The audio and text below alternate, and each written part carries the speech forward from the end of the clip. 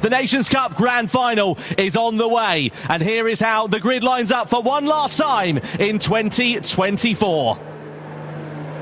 Red Bull X 2019 is the car, and on pole position the winner from race 2 and the championship leader Jose Serrano. Kilian Drumont joins him on the front row of the grid. Row 2 headed by 2020 champion Takuma Miyazono. Next up is Kai de Bruin, the Dutchman, to a roar from the Dutch crowd. Angel Nostroza P5, he loves these cars, we know he can be quick. Valerio Gallo down in 6th place, he's got a bit of work to do, and he's got Guy Barbara in 7th position right behind him as well. Next up, Adriano Carazza P8 on the grid. And just inside the top 10, Takuma Sasaki, he's had a bit of a difficult second race. Completing the top 10, it is Robbie Heck, the American driver. Next up, his compatriot Callum Roach in P11. 12th and last on the grid, Coque Lopez. He has also got a lot of work to do from that far back. Now, let's look at the tyres for the final time this season at the start of the race. Serrano, he's got clear track in front of him here, Jimmy. He wants to make hay while the sun shines and get off into the distance. Yeah, that is the right choice, I think, from Jose Serrano. He needs just to make himself a big gap as quick as possible, use that clean air, use that soft tyre, and just be efficient with his time. Interestingly, we mentioned Valerio Gallo before we started. He's gone for that hard compounder tyre, so he's opting to try and basically be the cork in the bottle for the rest of the drivers and opting to go fast a bit later on. So then coming through to the start-finish line we are. Here are the live points rankings. You can see Jose Serrano it is that leads it then. 5 points over Kilian Drumont. Double points on offer for this grand final. And only one driver that can be crowned as the 2024 Nations Cup World Champion. Jose Serrano will lead the field across the line. Drumont in second, Miyazono in third. For one final time in 2024, we are about to go racing. It's lights out and we are underway for the grand final of the Nations Cup in 2024 here at the Nurburgring. Serrano leads them down towards the first corner, followed by Drumont, Miyazono, De Bruin and Nostroza. A rolling start for the drivers. I don't expect any heroics down into that first corner, but you should expect Serrano to try and clear off into the distance with the soft tyres and the clear air in front of him. Yeah, look at the gap already, 7/10 of a second in the background there as Roach gets by Sasaki. Gallo also moving behind Carazza, but Serrano, the right choice to him for his race, is just going to get away early and try and avoid squabbling with his guys behind him. Drumont ahead of Miyazono, and Kai de Bruin looking already for a move on Takuma Miyazono. Maybe a bit of contact on the way there through there, but de Bruin up into 3rd place and showing his intention early. Yeah, didn't take that one lying down, did he, Kai de Bruin? He wants to make hay whilst the sun shines. He knows how tricky this Nordschleife circuit is. We're on the Grand Prix layout at the moment, but as we head on to the proper Nordschleife, it really does begin to narrow up. Look at that, 1.5 seconds for Jose Serrano in the opening stages of this race. Keen to see also what Robbie Heck is going to be able to do from 7th position. He's on the soft tyre, and he is going to be a lot quicker than those in front of him on the medium compound tyre. But will he be able, of course, to use that speed? That's the question that we were asking at the start of this race. And as we head on to the green hell, we're about to find out what will happen. Bit of a wiggle on the exit of the corner there for Kai de Bruin. And down in towards the elevation and the fast part of this circuit we go. Just beautiful to watch this on board here with Takuma Miyazono. And you can see how close he is to Kai de Bruin, but he's not going to be able to use any of that momentum at the moment. So de Bruin's hoping to hold it into 3rd place and then try and use some of the strategy a little bit later on to try and play things out. It's mad seeing the speed of these things through the first part of the Nordschleife here, the Nürburgring proper, and you have no time to think. You get through one corner and another one is upon you, completely flat there after Flugplatz. And now we take the long run down towards Schwedenkreuz, a corner that in real life in most cars is a bit of a lift and a bit of a panic. And this car, watch Takuma Miyazono's throttle input there through his left-hander. Of course, completely flat at 200 miles an hour before braking hard down to Orenberg. Just touched the grass there on the left. Very lucky to get away with that. And now we plummet down towards the forest, between the trees, down towards the compression and the foxhole. Again, completely flat down here for these drivers, keeping that foot pinned even for the left-hander here before we slow right down for Adenauer Force. The very tricky section through here. And Takuma Miyazono showing that he can follow close to Kai de Bruin, who's touched a couple of curbs through there, unsettling the car car. You don't want to do that. The curbs here on a Nordschleife are very tall. You hit them in the wrong way, they're going to send you into the barrier. Robbie Heck making good progress. He's got himself ahead of Angel Nostroza, up 5 places from where he started. So he really managed to take advantage of that soft tyre when they were on the Grand Prix layout of track, and now he's up inside the top 5. I wonder if his progress is going to stall somewhat as we come through this section of the circuit. You can see Miozono and De Bruyn very close to one another, and then a fairly pronounced gap, about 1.5 seconds or so, back to Robbie Heck in P5 at the moment. In Nostroza in 6th position, Karatza inside P7, Gallo on the hard tyre. I suppose the converse as well, Jimmy. You know, we're talking about the soft tyre and not being able to use it necessarily to your advantage on this tricky section of the track. If you're on the hard tyre, it might be a benefit because you might not be able to let anybody past at this point in the track. Yeah, sort of the idea, really. You use the hard tyre to really hinder other people. But here's a replay. We're on board with Karatza going down a T1. We have a lunge on Guy Barbara. We don't look at it. Barbara and Gallo are side by side, hinder other people. But here's a replay. We're on board with Karatza going down a T1. We have a lunge on Guy Barbara. We don't look at it. Barbara and Gallo are side by side.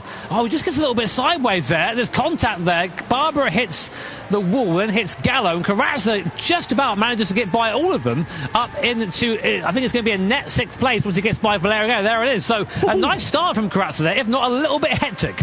Yeah, it was all hectic in front of him, really, wasn't it, with Barbara and Gallo coming together in that second corner, and that sort of started off that chain of events. Either way, it's worked out quite nicely for the Brazilian, as Guy De Bruyn has still got Takuma Miozono all over his rear wing at the moment. Drumont's doing enough, 3.6 seconds, though, behind Jose Serrano, but the race will come to him a little bit later on, so there's no point worrying about the gap in front. All he can do at this point is control what is in his hands, just worry about his own race and get on with the job. In towards the carousel, probably the most famous section on this Nordschleife circuit.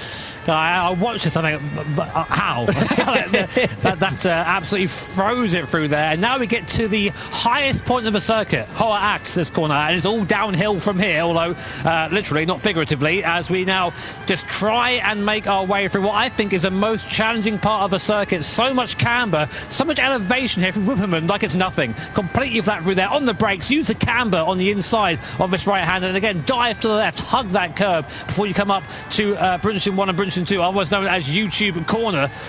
In this right-hander, again, just throwing the car. It looks effortless in this at Red Bull X 2019. It's just ridiculous to watch this, isn't it? So blind they are, those corners as well. And they come up you so quickly, don't they, through there. Killing's just a little bit wide through on the left-handers. A few moments to go. Down through the compression we go into there. Just a lift of the throttle there after Fanskar. What's going on? I could not keep up with this. This is too much. I mean, like, this is why these drivers are the best in the world. And it might look easy watching it, but you think how quickly these corners are coming up on you. You have to be precise every corner, otherwise you end up just spearing off into the barrier. Climbing the carousel now. See, De Bruyn not quite. See, this is what I mean. A little bit eager on the throttle there, and then slow on exit, and that means he's going to be under attack from Takuma Miozono going on to this long back straight, Le Dottinger. Yeah, lovely to see the Dottinger again. Great chance for some slipstreams as well. De Bruyn is being pulled along somewhat by Kylian Drumont. Miozono, did he lift off the throttle there coming down that back straight? I just wondered, because he was quite close to Guy De Bruyn and he's not quite able to find his way past. Maybe saving a bit of fuel in the early stages of this race, something to consider as well, because they are pretty thirsty machines, this one. He is now side by side at the end of the Dottinger, then through the left-hander we go, and still he is on the outside here, but you've got to be careful because it's a bit sketchy going through there as it's so close to the grass, into the braking zone. We've seen a few instances there in the Gran Turismo World Series over the last 6 years or so. Thankfully, not this time. Yeah, and to give you an idea of the pace advantage, it's a 6.24 from Serrano from a standing start or for a rolling start, and a 6.30 from Kylian Drumont. So that's a 5-second difference there between the two drivers. And Drumont now doing a good job in second place, the fastest of the medium runners, but not able to keep the pace of Serrano on that soft. Lopez opting to come in early from that hard compounded tyre, as we thought he would, but Gallo, from what I can see, has opted to stay out another lap. I was just about to say, interestingly, Gallo and Barbara have not decided to pit then, so they're going as long as they can on the hard tyre. I mean, we generally say that the hard tyre is lava. You want to stay off for it for as long as possible, for as short time as possible, but there's obviously some method in the madness here for Coque Lopez. He thinks he can either eke out either the soft or the medium tyre an extra lap. Again, doesn't sound like a particularly long amount of time, but when you consider the amount of tyres, the amount of force and energy going through them, a lap around here, it's an awfully long time, and you've got to make that gamble and be confident in it before you come into the pit lane, because if you've made a mistake, well, you're going to pay for it for the next 6 minutes. I mean, I did watch some practice earlier on, and the soft tyres are pretty cooked after 2 laps, with Serrano's just gone on to lap 2 of that soft tyre. So I think it stands to reason the medium might struggle to do 4 as well. But we settle on watching Kaiser making his way through the chicane, very, very quick through there, and now back on to the Nordschleife, the Northern Loop. Really awesome to see these cars make their way around this legendary circuit. I mean, we'd race it every time we come here if it was up to me, of course, but that's why it's not up to me. Look at the fuel, though, there for Serrano versus Dumont, etc. You know, he's done about 6 or 7 litres more fuel, Jose Serrano. Doesn't sound like a particularly great deal, but that's, you know, another couple of seconds in the pit lane that he's going to spend putting fuel into his car relative to those around him if he's not able to save it. The crucial thing is, of course, that Serrano doesn't have the advantage of the slipstream. He's punching the hole in the air. Those behind the likes of Dumont, they of course can afford to save a little bit of fuel. We saw that with Miyazono on the first part of the Dottingham Hill, just lifting off of the throttle, coasting as it were, and just trying to save those crucial sort of millilitres, litres, as it were, to try and give him an advantage when it comes down to the pit stops. Yeah, I mean, there is going to have to be fuel that goes in the car. We calculated around 96 litres for the entire race, give or take, and these guys are burning through their fuel quickly. The best on fuel so far actually is this man, Takuma Miyazono. He was doing what you said he was doing earlier on, just sort of hanging behind Kaiser Brewing, being pulled along by this train in front of him, but also saving that time in the pit stop. There's so much that goes into these races. It's not just good enough to be fast, you've got to be smart as well, and Miyazono has always been that sort of person that has that running in the back of his head, has that capacity to think about things, and that's super important to be successful here in the GT World Series. The good thing is for Coco Lopez, though he pitted at the end of lap 1, it's a bit of an outlier compared to the rest of the field. He has got, obviously now, a lovely bit of clear track in front of him, 21 seconds to not worry about closing up into the back of any cars. The risk is, of course, if you go for the soft tyres in the middle stint and you end up stuck behind someone who's on a medium or a hard competitive tyre and you can't find your way through, well, it's all in vain, isn't it, really, because you've got that extra pace and no opportunity to be able to use it through these sweeping corners that, again, so blind that you've got to be so precise and lightning on the reactions that this is where the dirty air will really be beginning to kick in. That's the converse, of course, because it will cause you more tyre wear, despite the fact that you can save fuel in a straight line. Yeah, through Adenau here, there's medium speed corners, so if you lose the grip, you really feel it as we go back up the hill once more. Interestingly, we'll keep one eye on Coque Lopez, because he's gone a completely different direction from everyone else. He's pitted super early, got that hard tyre off, and now he's on a soft tyre with no one in front of him, so he can just push into that gap as hard as possible. This is what Lopez tends to do. He never ever seems to be in a good position going into these final races, but always finds a way to make the strategy work. So we go back on board with Kaiser Brewing. There is the trophy these guys are all fighting for. They're the Nations Cup trophy. Which man will have his hands on that when the race checkered flag falls on lap 7 in a few moments' time? Kaiser Brewing still there, still on board, getting a tub hill from Kylian Dumont. Fuel-wise, Kaiser Brewing and Miyazono have used about 3 litres less fuel than Dumont in front. So staying where they are now actually might be, I mean, that's worth a second. It's 3 litres per second. That's it, yeah. So they're just playing the smart game at the moment, biding their time. It's a marathon, not a sprint. You've got to be careful. You've got to use your head in these races. Unlike what we saw in the first one, where you can sort of afford to lunge your way through on the inside or send it around the outside and, you know, throw caution to the wind, so to speak. You can't do that here in these longer form races. You've really got to be sensible, figure out your strategy and find something that works for you. And also, crucially, not make too many mistakes, because a second here, a second there, half a second even, can be absolutely critical. Really interested to see what the lap time's going to be for these guys on that medium tyre. 6:24 for this is ridiculous for the full layout. To give you some context, of course, I'm lucky enough to race the equivalent of a Group 4 car in real life, and our best lap time was like an 8:38. That's 2 minutes, 2 and a bit minutes faster. That's just ridiculous around here. I'll give it a matter of time, Jimmy. It's probably only a matter of time before you end up in some kind of fast prototype, isn't it? Oh, please, not here, please. I don't want to. Shut your eyes, turn the wheel, and hope for the best, wouldn't it? I just don't want to do it. Through the long right-hander we go, then the fast left-hander as they make their way through, and Kaiser Brunner, as we say, just biding his time, keeping it patient. Rota's got a penalty as well down there in 8th position. Didn't quite see exactly what that was all about. He's made up 3 places, though, from where he started, but he's got Sasaki not too far adrift down there in 9th position.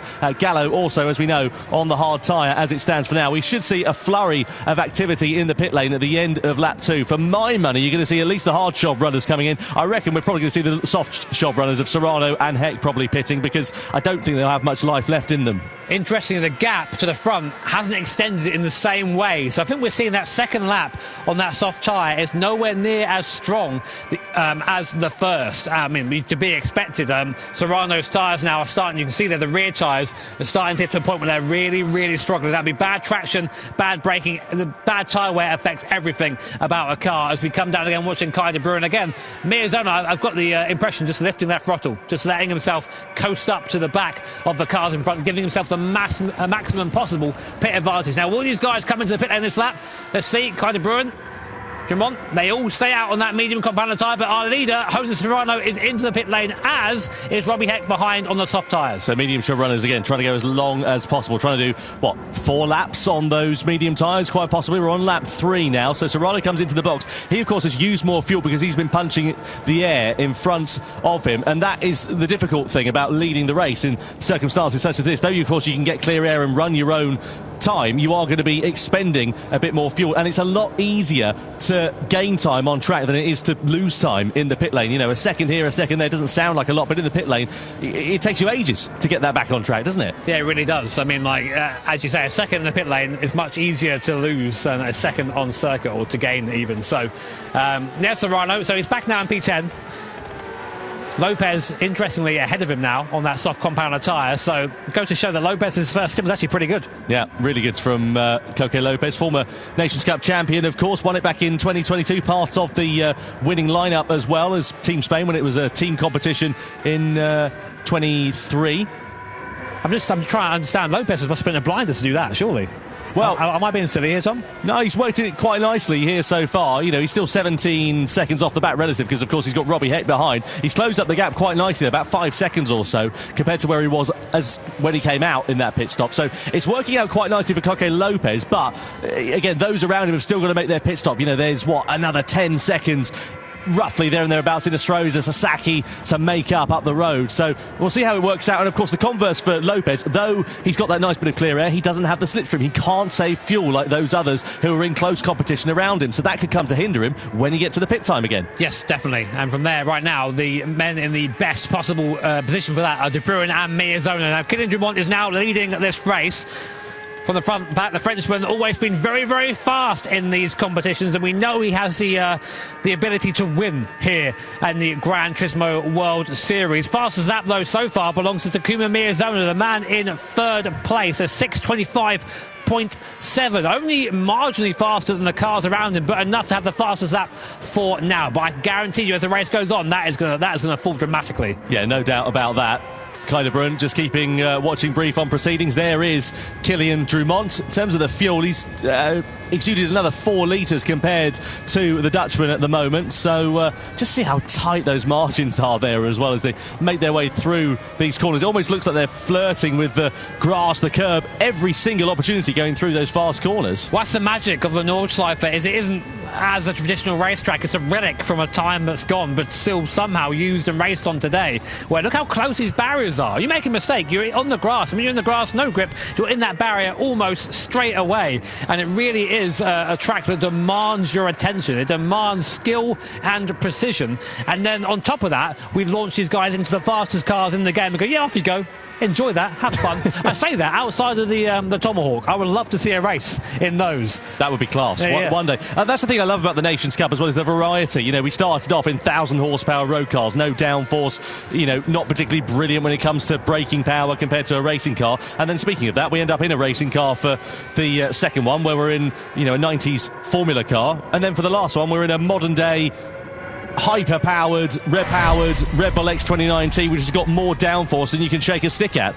This is Lopez. Yeah, making his way past Robbie Heck. Heck on the hard compound of tyre here, coming through, and that was nicely done. Heck not holding him up too much, but again, nice bit of clear air there for Coque Lopez to just try and take profit of it. Where's his next gap up the road? 18 seconds. He's again in a nice, comfortable position at the moment, but again, I just wonder what it's going to look like for him in terms of fuel relative to those up the front. I'm just looking at the fuel savings for some of them, 32, 33 litres for De Bruyne and Mirzona. Lopez, about the same, 33. He's just ticked over to as well. So it's working out okay there for Coque Lopez. He's on the soft tyre, but let's not not forget, he is going to have to owe the medium tyre at the end of this one, whereas others around him may owe the soft. So it might put him out of sequence. Yeah, it does get a bit complicated now. We've got a lot of different strategies going, lots of numbers being thrown at us and at you guys at home. But what we do know is once all the pit stops are said and done, we'll know exactly who's where and what fights are going to be on for the end of the race. Dumont has fallen back a little bit to Kai de Bruyne. He did try to, I think, make a little bit of a gap to these guys, but he pushed hard and ended up using a little bit of fuel.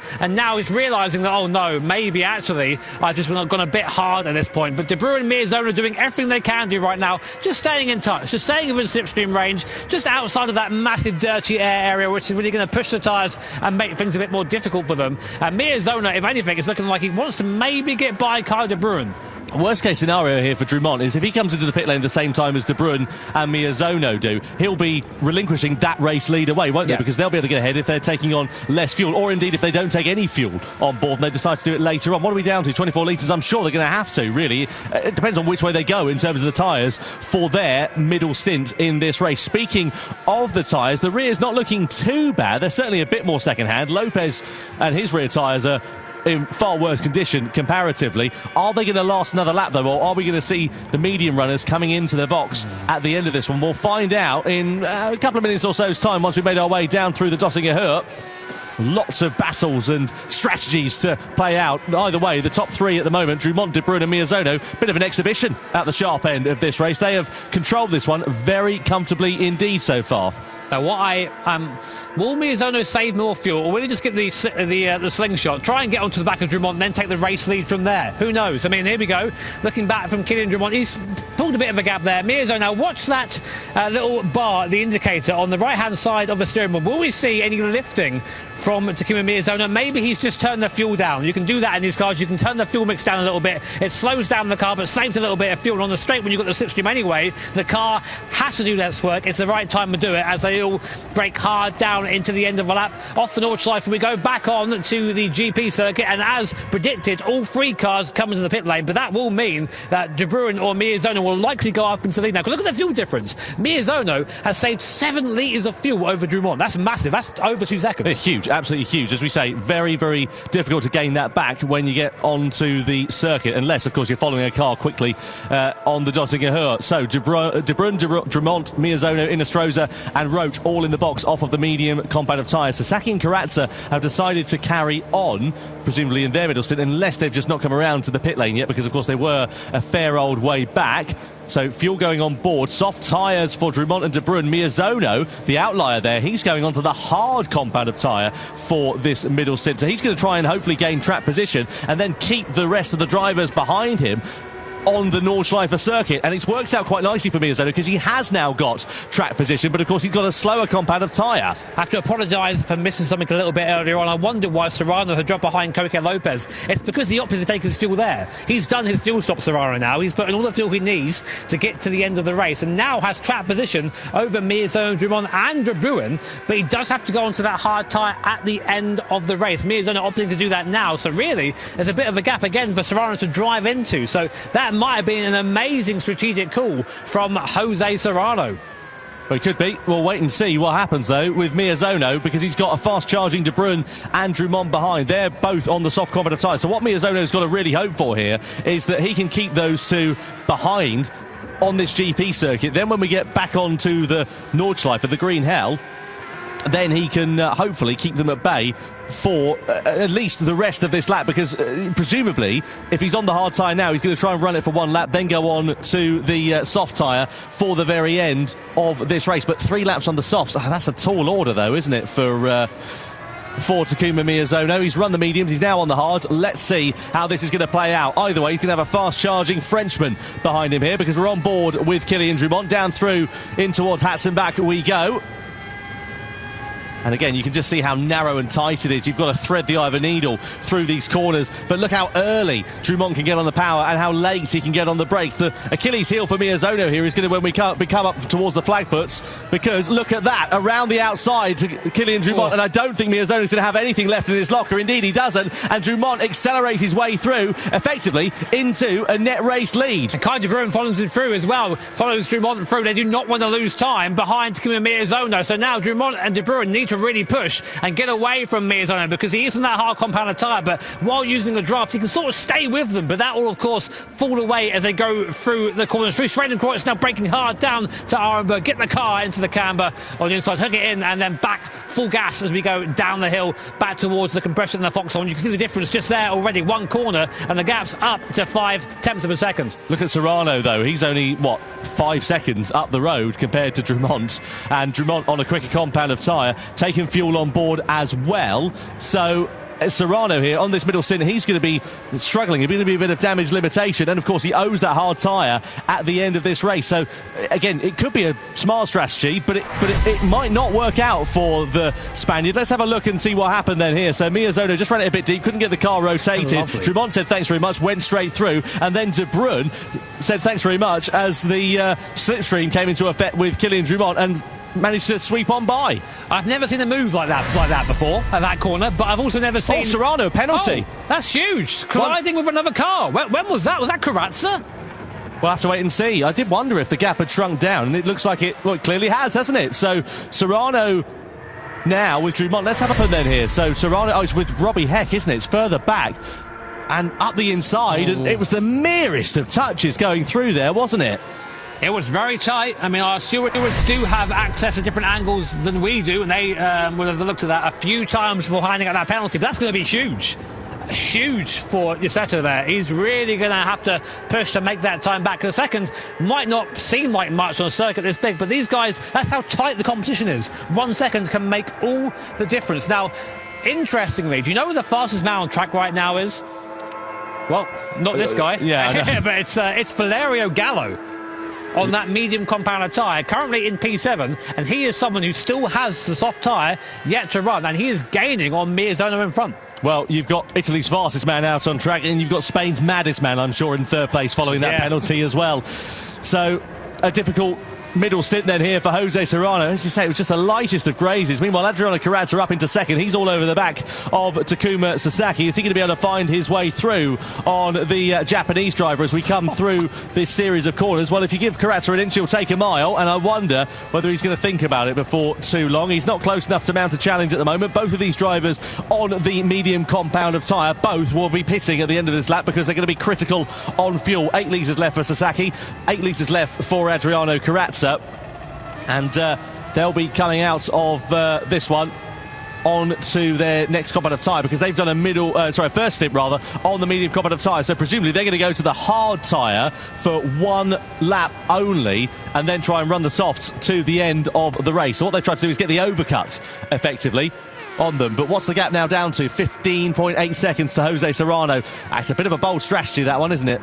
Yeah, sorry, I was just chuckling to myself watching the gyro cam from it. It looks so fast through there, man. I mean, I've done a few silly laps around the Nurburgring, silly cars, and I just think to myself that, like, I cannot do that. Oh, Sasaki there, running it very wide on the exit of onto the straight, onto the dot under her there. And now Carrazza will have that draft down the straight. Usually it's easy to pass it, but these guys are both on very little fuel indeed. So they're going to have to take fuel here. How much they take, of course, might not agree with each other. We might see Sasaki take a lot. We might see Carrazza take a lot. But we'll see as they come into pit lane underneath the Bilstein Bridge as we go now down towards the heavy braking zone. Zaki looking up at the screen there because they can get a bit of info from the screen. They can see the same big screen you guys can out when the audience and at home. So sometimes you'll catch the players glancing at that to get a little bit of an idea of what's going on around them. You do hear that of that in F1 as well. Drivers, when they've got a commanding advantage, will just have a look up at the big screen to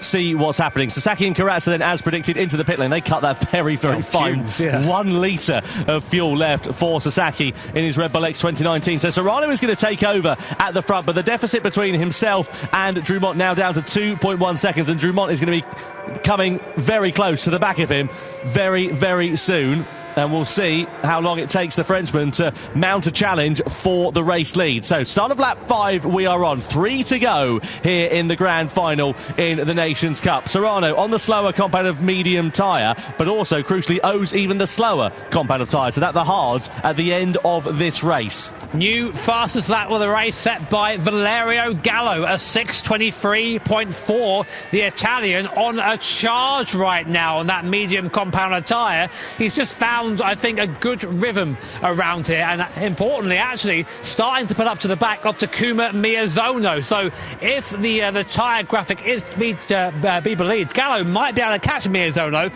by the end of this lap. And the best news for Gallo is that he owes the soft tyre at the end of this race, so he'll be quicker than those around him as well, because every other driver in front of him will not be on the soft tyre at the end of this race. We'll have Serrano on the hard tyre, Drumont will be on the hard tyre as well as De Bruyne. Miyazono will be on the soft tyre as well, so what he needs to do really is try and get onto the back of Miyazono and get past him while he's on a quicker compound. Another penalty for Serrano. That's got to be track limits. We've just gone through one of the fastest chicanes on the circuit. Really easy to pick up a penalty there, and Serrano throwing away any advantage he has, just not quite comfy maybe on that medium stint on that medium compound tyre. But another penalty for Serrano, and that is an automatic one. Stewart's got nothing to do with that one as we ride on board with Kylian Drumont. The sun starting to get a little bit lower in the sky now as we just fly through this first sector of the Nordschleife, and that'll be a real encouragement to Drumont because he can now see the car he is chasing. It won't be long before he's got a draft and he'll be right on the back of our current leader, Jose. 1 second penalty too, and here are our live point standings, but that will change very soon.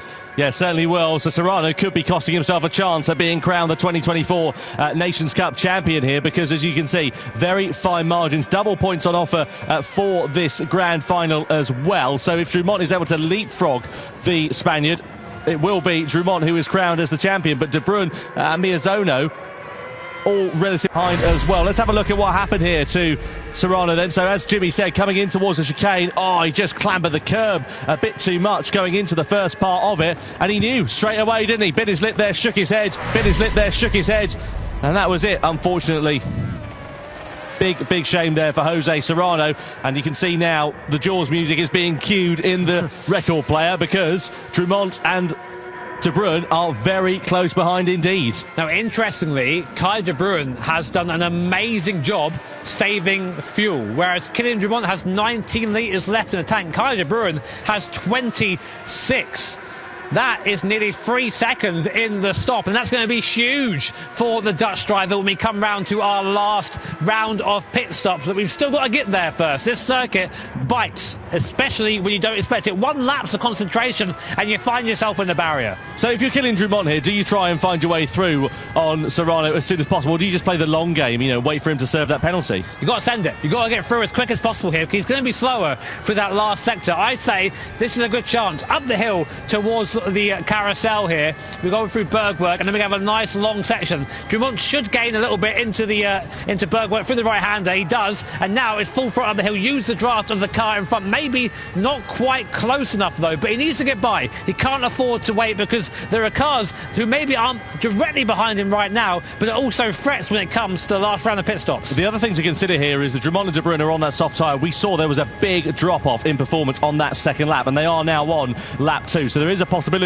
that the tyres could be coming a little bit more towards the end of their life compared to the medium tyres, relative to Jose Serrano in front, of course. Yeah, definitely. I think I just heard Drumont there turn the fuel down as he couldn't get any closer to Serrano. Now right on the back of the Spanish driver as we go into the carousel for the 5th time. You launch the car to the bottom here and just ride it through. Incredibly bumpy through here. Very easy to just spin a tyre if you get on the throttle too early on the exit. And now we go back up again to the highest point of the circuit. But actually Serrano, impressive enough through there, still keeping that gap of 7/10. Certainly is. Threading the eye of a needle through there. That's beautiful from Kylian Drumont. Fantastic piece of driving from the Frenchman, and likewise Serrano and De Bruyne. I have to say, De Bruyne doing such a good job to keep within the wheel tracks consistently. Half a second he sits now behind Drumont, and he's been there for a fair amount of time. And De Bruyne actually the fastest man over the entire race in the first and second sectors over the course of this one. Up in towards YouTube corner we go. And Serrano there, he's going to be a bit of a sitting duck as we head in towards the Döttinger Höhe, the top 3. Well, you could throw a blanket over them, couldn't you, at this point? But look at that, 8 litres more fuel for Kai De Bruyne. That is going to pay dividends when we come through into the pit lane. Serrano surely is going to be into the box at the end of this one. He's got no choice. He's got no fuel left in that X2019. Drumont and De Bruyne as well, they've got to come in, because I would have thought that those soft tyres are not going to be able to go 3 laps for a 1-lap dash on the hard tyre at the end of this one. And let me tell you, that penalty zone is going to come up soon for Jose Serrano, and it hurts. It's on the main straight, this one here, so that'll cost him a ton of time. You can see as we go now through the last real corner before we get onto the back straight. And then you can just let the engine run free as you come now back towards the GP circuit. There's the penalty line in front, you can see it. Serrano crosses it now, slows down massively. Oh man, look at that. Closing speed is incredible, isn't it? But Serrano, luckily, will have the draft. He should pick the car back up again nicely. He has fallen back a little bit, but that's not going to hurt him as much as we originally thought. But the problem is he's lost track position. They're all going to have to take a bit of fuel on board for this final stop. And again, the big outlier here is going to be Kai De Bruyne. He's got 12 litres left. Drumont in front has got 4 litres. Serrano just 2 litres. So again, very, very fine margins. Here are the live point standings. Now Drumont has got ahead of Serrano. He now would be crowned as the Nations Cup champion, but there's still 2 laps left and remaining. 1 litre of fuel left for Serrano. Cut that very, very fine indeed. De Bruyne, meanwhile, he will take over in the lead of the race with track position here, presumably as well. The upshot is, though, that Gallo is going to be the fast charger at the end of this race. He sits in 5th position currently, but he's got the soft tyre to run. He's got a fair amount of fuel to take on board, though, as well. What about Angel Stroza behind? He's a fair way out of contention compared to Gallo, so no need really to worry about him. It's the top 5 we've got to keep an eye on here, and it's Gallo to see what progress he is now going to be able to make in the final stint of this race as he goes on to the soft tyre. Just to remind you, coming into this one, he is still very much in contention for the title. He had 27 points. He was tied on 2nd place with Kylian Drumont, and this final stint is going to define absolutely everything in the Nations Cup. Wow, it comes down to this. Kai De Bruyne out front, 3.4 seconds is the gap owing to his fuel saving throughout the race. Great strategy there from the Dutch driver. That's the gap on circuit. That is the gap to the end now. Behind him, Jose Serrano still within touching distance. Takuma Miyazono out of the pits now, and look, on that soft compounder tyre, if there's something you don't want to see in the mirrors, it is Takuma Miyazono on the soft tyre. This guy is a rocket and now has the fastest car possible until the end of the race, but as does behind him Valerio Gallo, incredibly fast Italian driver. Alternative strategy from the rest, but now also within touching distance. It's going to be an absolute dogfight to the end here, and I cannot wait as Serrano already latches onto the back of Kylian Drumont. Big outlier in this one, of course, is Takuma Sasaki. He's out of sequence compared to everybody else. So though he's in the race lead, it's not the race lead, effectively. It's the net race lead is being decided between De Bruyne and Drumont and Serrano at the moment. But keep an eye out for Miyazono and for Gallo as well, because they're both actually now on the soft compound of tyre at the end of this one. If the checker flag fell now, of course, I know it's a bit difficult with Sasaki being in the race lead. Gallo would finish a joint 4th place in the championship standings, which is not where he wants to be. Miyazono would be 3rd in the championship standings as well. So we'll wait and see how this one is going to play out and see what the gap is going to look like between Sasaki and De Bruyne as well.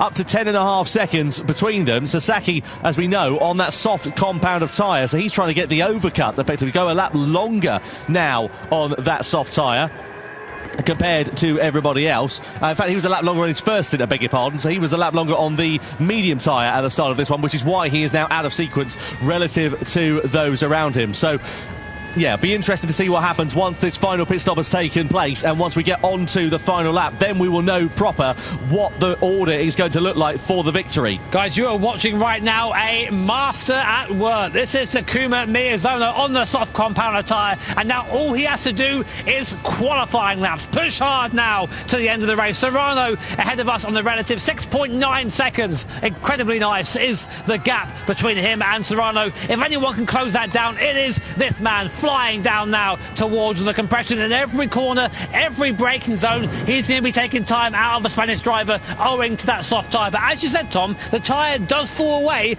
on the second lap. So do you push hard now? Do you use it up, get that lap time? Or do you try and maybe conserve a little bit and have a quicker average over the 2 laps? That's up for Miyazono to work out. Everything that you seem to throw at Takuma Miyazono, he adapts, doesn't he? He's like a comedian. He just seems to change his colours depending on the circumstances that are thrown at him. And I saw him earlier in the licence test qualifying session that we had, and they were driving old Ferraris and then changing over to a Subaru with studded tyres on in the snow, and he was just able to throw the car into the corners and extract the maximum performance, and that is exactly what he's doing here in this final stint of the race. The gap coming down 2.3 seconds. He's faster in this sector alone. Look at this precision through here. It is insane. As you say, Tom, 2.5 seconds gained on this lap. The gap now down to 4.9 seconds as we go through Adenau, just scything our way through here. The amount of skill and precision it takes to drive these cars around this circuit at this speed is almost beyond comprehension, but that's why these guys are the best drivers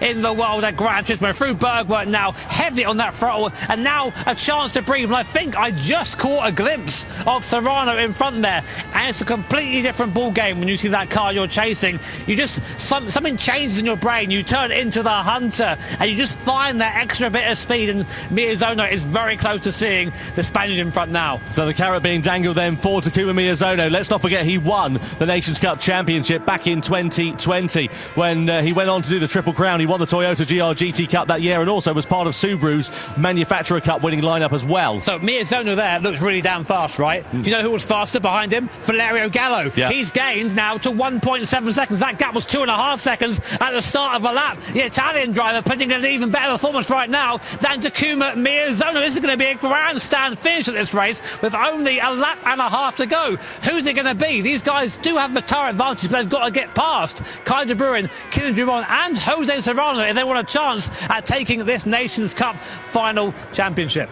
So 1.5 laps then to go here at the Nordschleife. Through into the right-hander here for Valerio Gallo. I suppose the difficult thing for him is he's going to come into dirty air before too long as well. That's the problem when you're following cars through these fast sweeping corners. 1.7 seconds between Miyazono and Gallo it stands at the moment, but once he of course gets closer to the Japanese driver, it will start to hinder him a little bit more. I think so. And fuel-wise, they're all good to the end, so it's a straight push now. There is Serrano. This will help Serrano. Having a look. There's Miyazono. He's right there. Look how close they are now. Miyazono can smell blood in the water. He can see Serrano from the sparks being kicked up from the Red Bull X 2019 in front, and he might even get into the point where he'll get a tow down the back straight. Watch him through his right hand. You completely flat the commitment unreal here from Miyazono. Darting the car to the right to get a better entry, almost onto the gravel there. Now through the Kleiner Carousel, back up the hill, using that tow. 1.2 seconds now is the gap. He'll have a tow going onto the straight. This is huge right now with just over 1 lap to go. Miyazono and Gallo on a charge. So current point standings, Jose Serrano would be crowned as the champion by finishing in 4th place, but of course Sasaki will be coming into the pits in a few moments time from the race lead. He'll be changing over onto the hard compound of tyre at the end of this one, and that will mean it will be a final lap showdown in the fight for victory here in the Nations Cup. Sasaki in the box then as he comes in. Where will he emerge? Actually, after the pit stops as well. That's going to be an important point. I don't know. No, I don't know, but I wonder if he's going to be a bit of an upset for some of the drivers, quite possibly here as well. I feel like he'll be behind Gallo. I feel that's where it's going to come out, but we'll see. I mean, Sasaki has had a good in-lap on that soft tyre, but as we go, so Kai de Bruin then inherits the lead from Kylian Drummond, Jose Serrano 3rd, Miyazono 4th, and Gallo up into 5th. It's now a straight fight between these 5 drivers for the win here in the grand final. If the race finishes now, Serrano would win, but I have a feeling he's going to be passed very soon by this man, Takuma Miyazono, extremely close to the back, and he has the tyre advantage on the soft compound tyre. Serrano has driven well, but that hard compound, look at the difference here. He's just a sitting duck at this point. Yeah, Miyazono's had a particularly good run in this weekend so far, and he's now all over the back of Jose Serrano. He's lunging his way to the inside of the Spaniard, down into the hairpin, and Miyazono goes up and through into 3rd place. He made that look so easy, and that then elevates him up into 3rd now in the championship standings. Next target, Kylian Drummond, and he's only 0.6 of a second away. Yeah, I mean, this is it now. If you're in that driver's seat, you're just feeling egged on. You think, right, I've got one, let's get another one. And then the thing is, 3.5 seconds in front of this is Kai de Bruin. So will Takuma Miyazono have the pace to catch the Dutch driver? He's there because of his great fuel saving. Will Miyazono go for a move here into the chicane? He's looking at it. Oh, he does!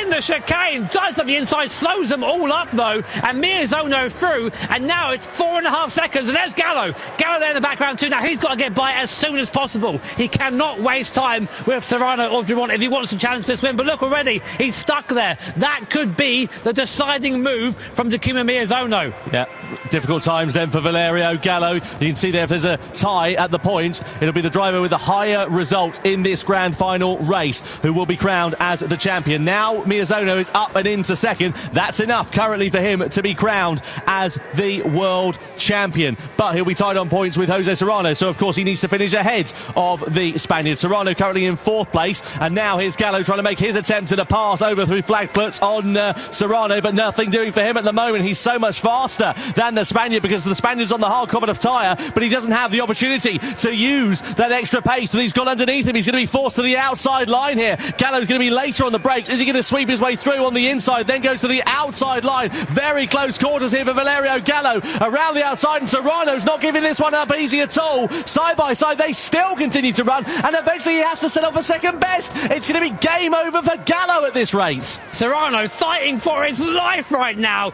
It's so hard to keep a guy on the soft tyres behind you, but he's doing it well. And all the while going on, Miyazono is putting away. Kai de Bruin is still 4 seconds to the good of Takuma Miyazono. If he can just keep his pace up, he might be able to beat the Japanese driver to the line. But Gallo right now, this is the downside on a different strategy. Goes for the lunge, can't quite make a move. You can feel the impatience from the Italian driver, and I have the feeling that this isn't going to end well. Contact there with Serrano as dusk begins to settle here at the Nurburgring. Lights on as we now fly through the forest, illuminated by the headlights of his Red Bull X2019s. Gallo running out of time to make a move. And this is the problem when you start lower back in the pack. You give yourself so much more work to do. Gallo has really been compromised by his poor race 2, and now he is paying the price for it here in race 3. He picks up a warning for his troubles as well. One more of those, it'll be a penalty being issued by the stewards. And he's still stuck behind Jose Serrano. He can feel the hopes and dreams of a world title, a second Nations Cup championship slipping through his fingers at the moment. Meanwhile, Miyazono will be rubbing his fingers with glee in about half a lap's time if it finishes as it is.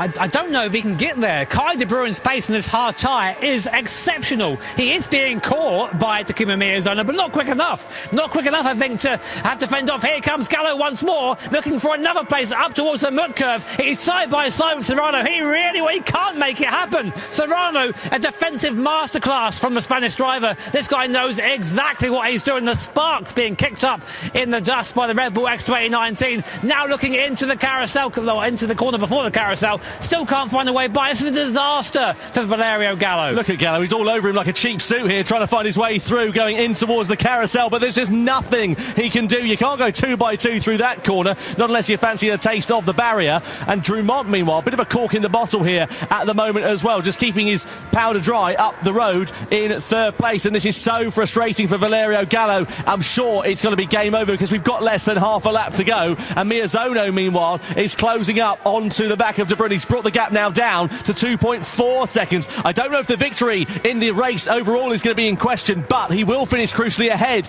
of Jose Serrano on the road, which will be enough, even though it's a tie, for him to be crowned as the Nations Cup World Champion of 2024. This is absolutely superb. So Serrano is doing his best to try and stay on the back of Kylian Drummond, because if Serrano can get by Kylian Drummond, he will be the champion for 2024. But of course, he's got Valerio Gallo behind him. It's looking one eye forward, one eye back, and Gallo is doing everything he can to find a way by. But it's so hard to overtake around here, around the Nurburgring. But we're now coming on to the best place to do that, on to the Dottinger. It's going to be a slipstream battle between these 3 drivers. And basically, if Serrano can get by Drummond, he will be our champion for the year. Miyazono now has caught Kai de Bruin. He's right on the back of Kai de Bruin. If he can overtake de Bruin, he will be unquestionably the 2024 champion. This is so important for the championship. One more straight to go then to define the 2024 title in the Nations Cup. Miyazono pulls out of the slipstream and sides his way past Takuma Miyazono. But what's happening in the background? What about Drummond and Serrano in the battle for 3rd place there as well? It's very close between them, but Miyazono, he's going to have enough in his pocket. This will give him a 4-point advantage as we come to the checkered flag if he's able to stay ahead of Kai de Bruin. The Dutchman would love to take victory though. De Bruin's out of fuel, Tom. He's out of fuel. Oh, disaster for Guy De Bruyne. What does that mean, though, for Drummond and Serrano close behind? De Bruyne so close to taking victory. It's going to be a big upset here, indeed. He's parking his car. Serrano involved in strife. Drummond as well. Takuma Miyazono is the 2024 Nations Cup champion of the world here in Amsterdam. Absolutely super. Dumont in second. Serrano will come over the line in third. The problems there for De Bruyne cost Serrano really dear in those final couple of corners. It means that Dumont will take second in the standings, and Serrano will finish down in third overall now as well. Oh my word. Oh my word. Takuma Miyazono, your champion, Nations Cup champion for 2024, with an amazing drive and all the drama at the end. Guy De Bruyne did a fantastic job putting himself in contention, but just ran out of fuel. I saw it right at the end there, and in all that chaos at the end. We're going to have to wait for our final results, I think, just to make sure we've got the points completely correct. But that was insane at the end there. Unbelievable job from this man here, Takuma Miyazono. He got the strategy absolutely spot on. He performed when he needed to, and he knew he needed to make those overtakes on that final lap as quickly as possible to not get held behind. That ultimately is what cost Valerio Gallo a shot at the championship here tonight. I mean, also that, and think about just the chaos on that last lap, but correct. But that was insane at the end there. Unbelievable job from this man here, Takuma Miyazono. He got the strategy absolutely spot on. He performed when he needed to, and he knew he needed to make those overtakes on that final lap as quickly as possible to not get held behind. That ultimately is what cost Valerio Gallo a shot